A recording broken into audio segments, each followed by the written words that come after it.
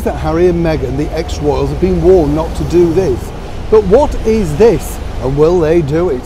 Hi, good morning, Neil Sean here in the very heart of London. Hope you're all keeping well, fine and dandy, whatever you're doing. And remember, if you are in the United Kingdom right now, we've been warned to look after ourselves, make sure we keep ourselves hydrated. Lots of ice lollies, that's what I think. Do you remember those Fab 208 lollies? Love those, don't you? You don't see anything like that now, do you? They've all got these fantastic names, and the basic thing is, it's fruit lolly, isn't it? It's ice fruit, frozen, that you just pay over the odds. The old days, you could get one of those icicles, do you remember? 1 and 2 pence. Showing my age now.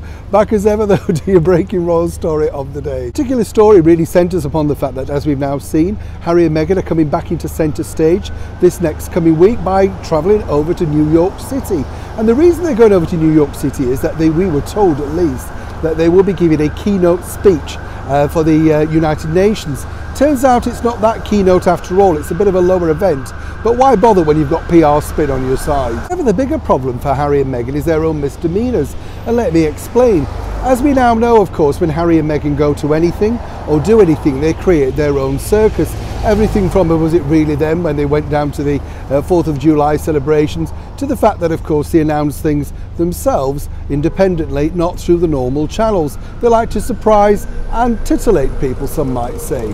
But here's a bigger problem now for Harry and Meghan, because that trip could prove vital in how they are perceived moving forward, particularly with all these money lucrative deals. Now, we recently told you all about Prince Harry, of course, appearing in that allegedly fun skit for Travelist, a company which he has a vested financial interest in. And this was all about, again, saving the planet, making sure that we didn't travel too much, our carbon footprint. The usual things that Harry has gone on about for years, all through the influence of course, his wonderful father, His Royal Highness Prince Charles, and in certain parts he's right. But as we've also seen, Prince Harry and Meghan Markle every single time abandon their climate change, guru speak, to make sure that they're on private jets away from the holy polloi, you and me. But the reason given as ever is because, well, they have to, for security, they can't afford it with their children, etc, etc. We saw that on their last visit to New York City, we saw that on their recent visit to the United Kingdom. And it's interesting, isn't it, because they go at such odds to hide the fact that they travel by private jet.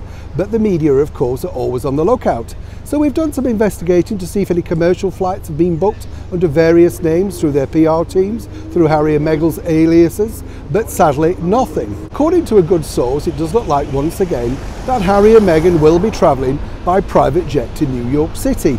So how will this square with all of those deals and, of course, their bigger, shall we say, broadside, their brand? Well, it's just crumbling, and it's really their own doing. Now, I've been told by a very good source that even their PR teams, of which they pay an extortionate amount of money to, have very nicely and kindly advised them that it simply can't go on, or they have to take away the wittering on about the climate change. But as ever with hot-headed Harry, will he actually listen? And more importantly, do they actually care about what really the people, the media and the press are writing? Or is it as ever, one rule for Harry and Meghan and one rule for you and me? Of course, never the twain shall meet, but more importantly, they continue to lecture us at every single corner about what we should be doing for the climate, all the while they're simply doing exactly what they want, regardless of the climate. Neil Sean in the very heart of London.